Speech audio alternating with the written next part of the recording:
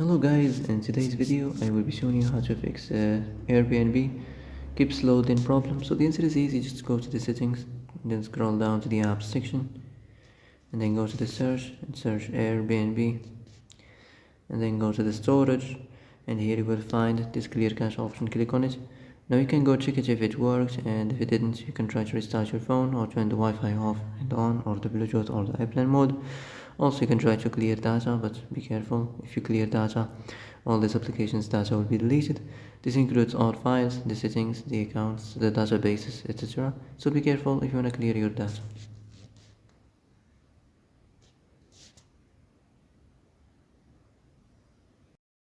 And that's it for today's video. I hope this is the answer you've been looking for. If you like this video, don't forget to like and subscribe, and see you in the next video. Thanks for watching.